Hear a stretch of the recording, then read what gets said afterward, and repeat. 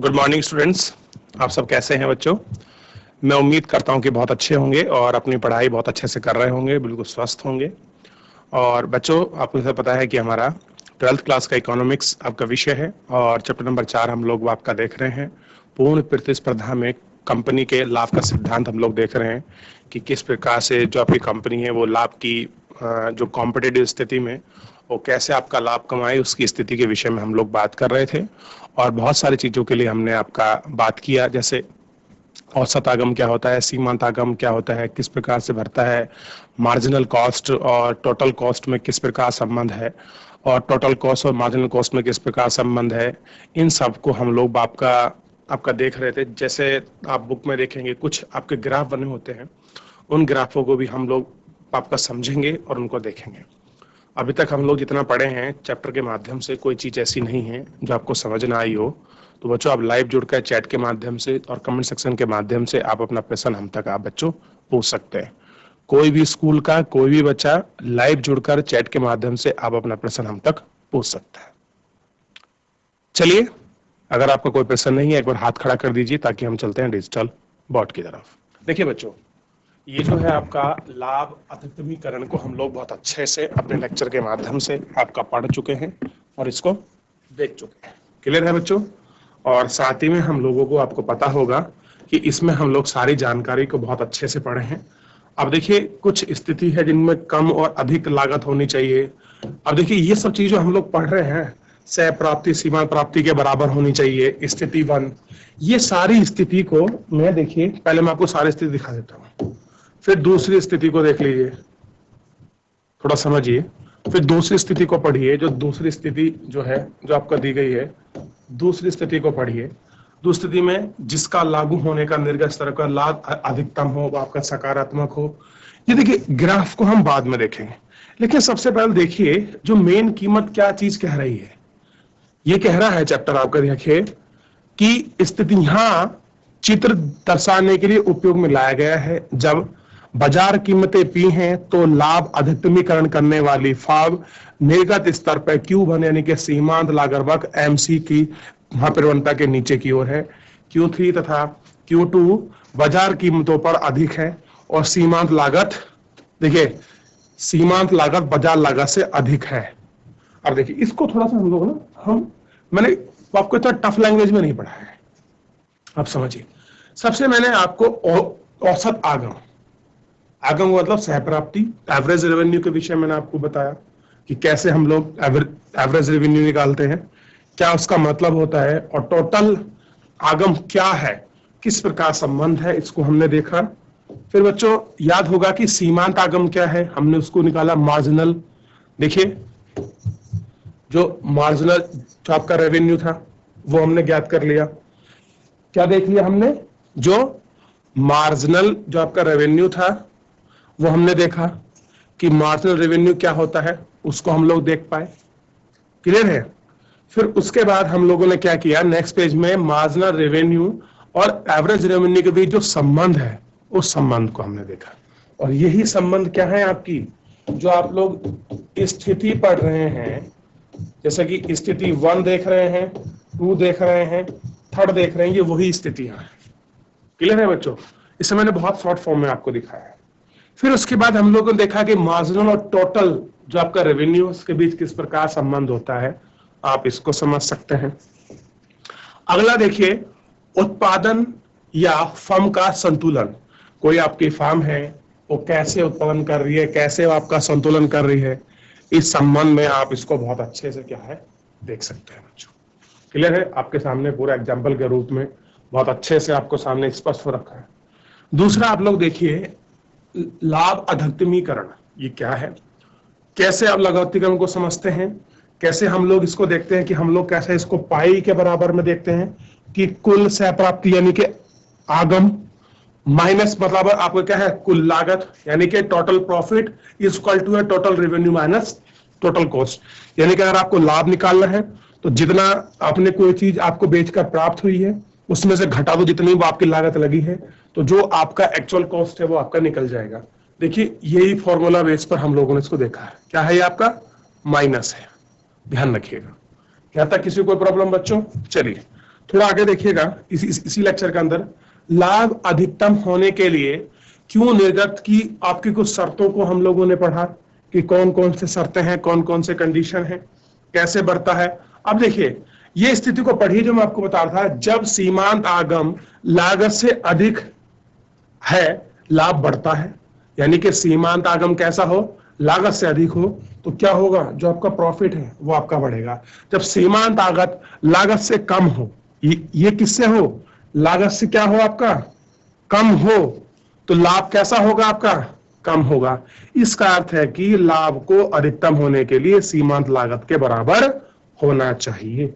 अब देखिए यही तो जो हम लोग आपका कंडीशन देख रहे हैं, हाइपोथेटिकल जो आपकी कंडीशन है, उस स्थिति को ध्यान दीजिए। जब अधिकतम स्तर दूसरे स्तर पर वो आपका लागू हो, क्लियर है, अवस्था समान होनी चाहिए, कैसा हो, बराबर हो, तो क्या होगी, वो सारी चीजें आपको निकल के आएंगी।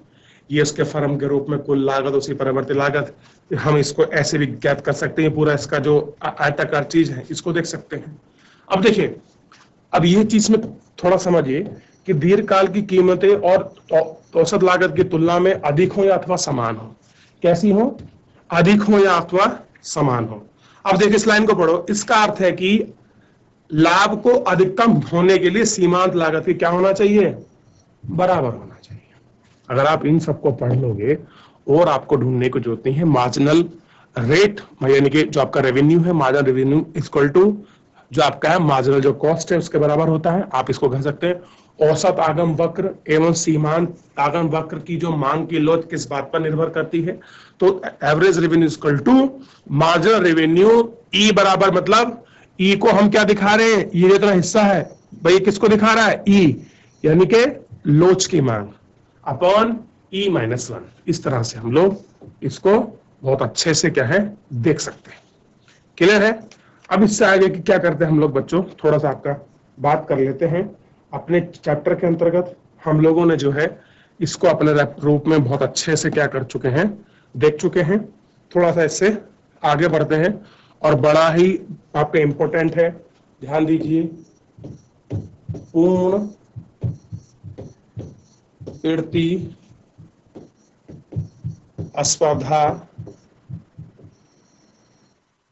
स्पर्धा में, पूर्ण स्पर्धा में कैसा हो, यानी कि जो वो आपकी लोच की मांग हो वो कैसी हो, इन्फिनिटी हो।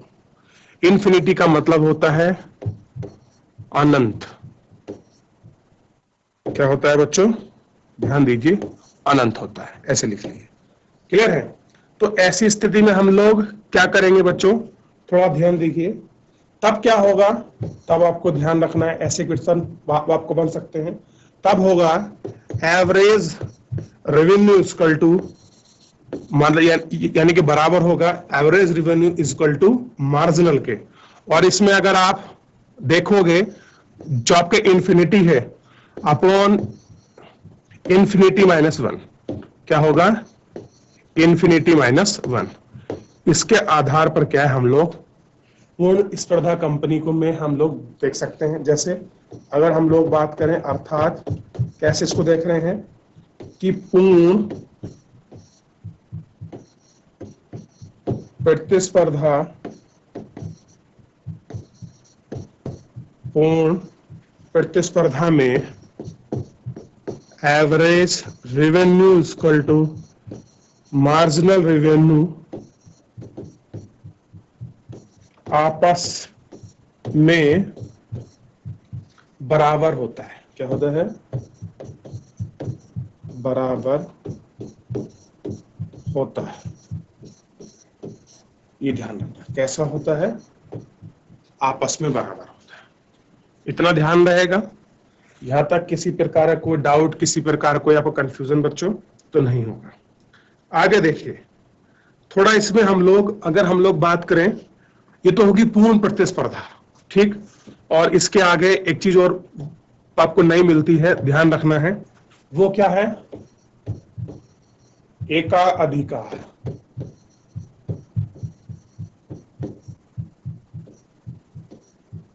एकाधिकार प्रतिस्पर्धा में अगर कैसा हो, जो लोच की मांग कैसी हो, बड़ी हो, किससे, 1 से, किससे बड़ी हो, 1 से बड़ी हो, तो ऐसी स्थिति में क्या होगा, ध्यान रखिए। अर्थात यानी कि इसका सिंपल क्या मतलब हो गया, इसका मीनिंग हो गया बच्चों, देखिए जो एवरेज रेवेन्यू है वो कैसा होगा, बड़ा होगा, किससे, ध्यान दीजिए, जो आपका मार्जिनल रेवेन्यू है, किससे बड़ा होगा, एवरेज रेवेन्यू से आपका मार्जिनल जो आपका रेवेन्यू होगा वो कैसा होगा, बड़ा होगा। यानी कि अगर आप इसको देखें तो जो औसत आगम है, आगम का मतलब सहप्राप्ति यानी कि रेवेन्यू, सीमांत सीमांत आगम से अधिक होता है, से अधिक होता है।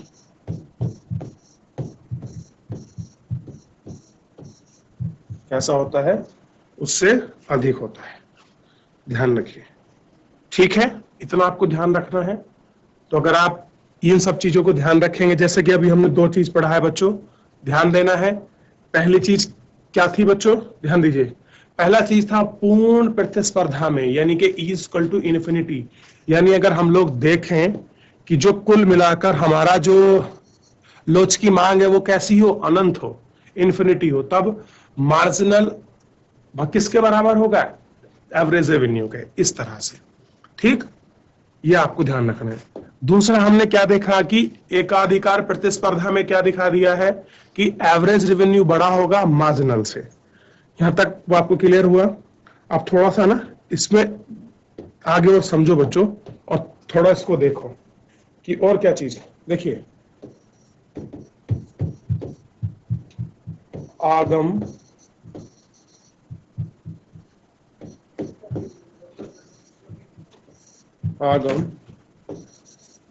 वक्रों का महत्व कैसा है, आगम वक्रों का महत्व, यानी कि आपको ध्यान रखना है जो आपका क्या है, इंपॉर्टेंट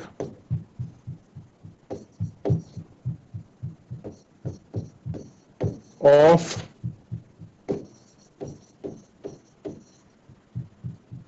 रेवेन्यू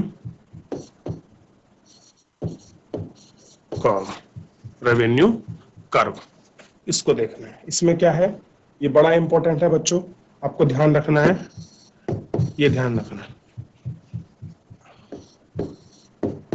देखिए, अगर एवरेज जो एवरेज रेवेन्यू है अगर वो बड़ा है एवरेज कॉस्ट से, तो ऐसे में क्या होगा, ऐसी स्थिति में आपको लाभ होगा। अगर एवरेज कॉस्ट बड़ा है एवरेज रेवेन्यू से, तो ऐसे में क्या होगी, आपको हानि होगी। अगर एवरेज रेवेन्यू आपका बराबर होगा एवरेज कॉस्ट का, तो आपको क्या होगा, आपको सामान्य लाभ होगा। क्या होगा, सामान्य लाभ।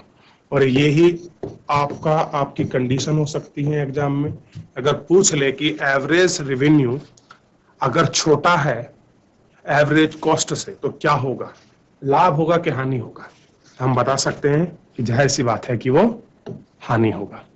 इस तरह से अगर आप क्वेश्चन को करोगे तो किसी प्रकार के आपको समस्या जो बच्चों आने वाली है नहीं। क्लियर है, इतना आपको ध्यान रखना। यहां तक हम लोग तो आपका देख चुके थे सभी बच्चे बहुत अच्छे से। चलिए, इतना आप लोग ध्यान रखिएगा। और इसमें अगर हम लोग बात करें चैप्टर में, तो रेखा चित्र जितना है ये दीर्घकालीन चित्र आपका बना हुआ है, इनको फिलहाल इंपॉर्टेंट मत दीजिएगा। ये जो लाभ की स्थिति है आरेखाएं वाली, इन सारे को हम लोग क्या कर चुके हैं, देख चुके हैं। अभी जो हम लोग वहां पे कंडीशन पढ़ रहे हैं कि लाभ अधिकतम होना चाहिए, वो उसके बराबर हो, ये इसके बराबर हो, कुल सह प्राप्ति, मात्रा, ऊर्ध्वाधर, इन सबको छोड़ दीजिए। आप सीधा अब पहुंचते हम लोग एक फर्म की पूर्ति वक्र। किस पर पहुंच रहे हैं, कोई आपका फर्म है उसकी पूर्ति वक्र पर हम लोग आपका पहुंच रहे हैं कि पूर्ति वक्र क्या होता है। आपको पता होना चाहिए कि पूर्ति वक्र क्या होता है, फिर हम लोग क्या करेंगे, आगे की तरफ बढ़ेंगे। देखिए ध्यान दीजिए, एक फर्म की पूर्ति वह मात्रा है जो दी गई कीमत, प्रौद्योगिकी तथा उत्पादन कारकों की कीमतों पर बेचने का निर्णय लेती है। क्या लेती है? उनका निर्णय लेती है। एक तालिका में जो विभिन्न कीमतों पर प्रौद्योगिकी तथा कारकों की कीमत अपरिवर्तित रहने पर एक फर्म की बेचे जाने वाली मात्रा का वितरण देती है, पूर्ति समीकरण कहती है। यानी कि अगर कोई फर्म है, उसमें बेचे जाने वाली जो भी आपका मात्रा है, अगर हमें उसको जानकारी मिलती है तो हम उसको क्या बोलते हैं? पूर्ति सारणी कहते हैं। क्या कहते हैं? पूर्ति सारणी। यानी कि पूर्ति सारणी में क्या होता है? फर्म द्वारा बेची गई आपकी चीजों का विवरण होता है। इस ग्राफ में प्रदर्शित करते हैं हम पूर्ति वक्र कहते हैं। एक फर्म का पूर्ति वक्र निर्गत स्तर यानी कि एक्स पर अंकित होता है। यानी कि अगर हम लोग आपका पूर्ति वक्र बना रहे हैं तो जिसमें वो आउटपुट होगा वो एक्स स्तर पर होगा, और फर्म की जो आपकी कीमत होगी वो किस पर होगी? वाई एक्स पर होगी। क्लियर है? पुनः प्रौद्योगिकी यानी कि टेक्नोलॉजी और आपका प्रोडक्शन फैक्टर की आपके कीमत के हुई कीमतों को दी गई मानक और एक हुए बाजार के लिए लाभ अधिकतमीकरण फर्म का उत्पादन स्तर इस बात पर निर्भर करता है कि हम अल्पकाल पर यानी कि शॉर्ट टाइम में अल्पकाल पर विचार कर सकते हैं। क्या कर रहे हैं? विचार कर रहे हैं। अथवा दीर्घकाल पर हम किस पर विचार कर रहे हैं? हम लोग को देखना है कि लॉन्ग टर्म है क्या आपका शॉर्ट टर्म है। इसी के अनुसार हम अल्पकालीन पूर्ति वक्र तथा दीर्घकालीन पूर्ति वक्र में क्या कर सकते हैं? विभेद कर सकते हैं, उसका हम लोग अंतर कर सकते हैं। अब जैसे एक फर्म का अल्पकालीन पूर्ति वक्र ये दिया है, इसको हम लोग अभी रुक के पढ़ेंगे। सबसे पहले हम वापस चलते हैं डिजिटल बोर्ड पर, और इस पर आपको एक चीज स्पष्ट रूप से आपको दिखाई देगी, और इसको पढ़िए और समझिए। सबसे पहले आपको पता होना चाहिए कि क्या स्थिति वो आपके बनी हुई है। थोड़ा आप इसको देख लें। देखिए सबसे पहले आपको ध्यान रखना है, इसमें देखिएगा कि पूर्ति का मतलब है सप्लाई की क्या स्थिति है। सप्लाई में देखिए, सप्लाई को हम कैसे पढ़ते हैं? एक हमारे अर्थशास्त्रियों हैं, ध्यान दीजिए, थॉमस के अनुसार, किसके अनुसार? थॉमस के अनुसार। उसमें क्या है कि वस्तुओं की पूर्ति वह मात्रा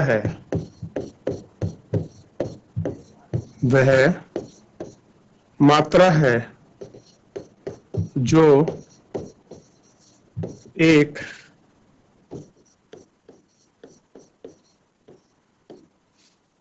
बाजार में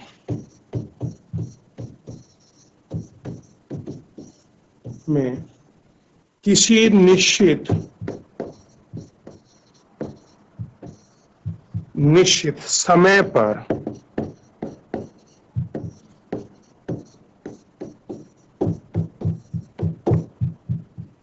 पर विभिन्न कीमत या कीमतों पर बिकने के लिए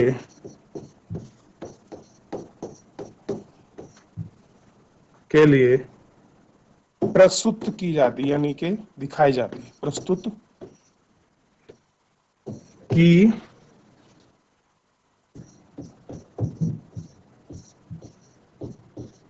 जाती है। क्या की जाती है? प्रस्तुत की जाती है। हम लोग उसको क्या बोलते हैं बच्चों? उसको ध्यान रखना है, हम क्या बोलते हैं उसको? आप ध्यान दीजिए, हम उसको कहते हैं पूर्ति। यानी कि थॉमस के अनुसार वस्तु की पूर्ति वह मात्रा है जो एक बाजार में किसी निश्चित समय पर विभिन्न कीमतों पर बिकने के लिए प्रस्तुत की जाती है, हम उसको क्या बोलते हैं? सप्लाई कहते हैं। क्या कहते हैं? पूर्ति। आपको इतना जो है बच्चों आपको ध्यान रखना है और आपको जानना है कि पूर्ति क्या है। यह आपको बहुत अच्छे से क्या हो जाएगा, आपको क्लियर हो जाएगा कि पूर्ति क्या है। ध्यान रहेगा बच्चों, लग गया पता कि तो आपका पूर्ति क्या है? इसको आप थोड़ा सा ध्यान रखेंगे। चलिए आगे थोड़ा सा हम लोग और देख लेते हैं। इसमें बाकी कुछ चीजें ऐसी हैं जो बहुत लंबी चलेंगी, उनको भी हम लोग बहुत आराम से देखेंगे। जैसे इसके बाद ध्यान रखना, इसमें ही है किसी वस्तु की पूर्ति को प्रभावित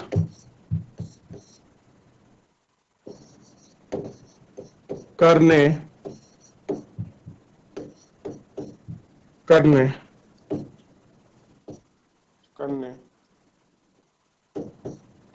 वाले कारक कौन से हैं? किसी स्थिति को प्रभावित करने वाले कारक। ये आपको ध्यान रखना है कि कौन कौन से कारक हैं जो उनको प्रभावित करते हैं, ये हमको देखना है और ये हमको जानना है। तो उन्हें कुछ कारकों को हम लोग आपका ले लेते हैं। जैसे कौन कौन से कारक हैं। सबसे पहला कारक देखिए आप लोग कि जो आपकी जो वस्तु की पूर्ति है उसमें कुछ आपका इफेक्ट होता है, उसमें कुछ दिक्कत आती है, उसकी चैन में कभी सप्लाई या डिमांड जो घटता है, उसमें क्या क्या कारण है। सबसे पहले ध्यान दीजिए आप लोग, वस्तु की कीमत क्या होती है बच्चों?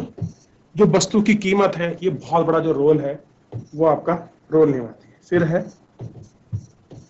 अन्य संबंधित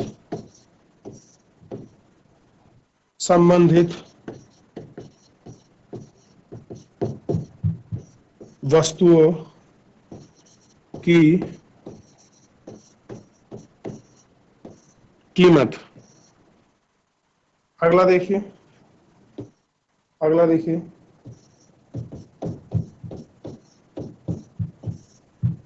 आगतों की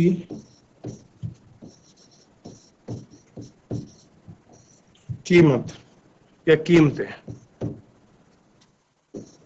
अगला देखिए उत्पादक की तकनीकी। क्या है? उत्पादक की तकनीकी। और इसी में क्या है? अगला देखिए फर्मों यानी कि जो कंपनियां हैं, फर्मों की संख्या। उससे अगला देखिए कर यानी कि टैक्स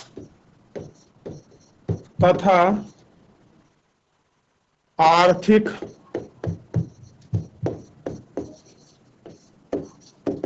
सहायता से